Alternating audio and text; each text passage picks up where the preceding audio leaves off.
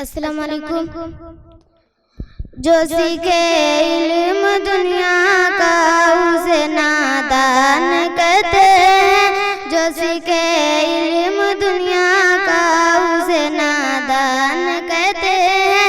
अदब जिनको नहीं आता उसे हैवान कहते हैं। अदब जिनको नहीं आता उसे हैवान कहते हैं।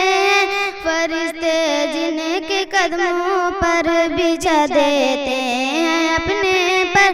फरिश्ते जिनके कदमों पर बिछा देते हैं अपने पर।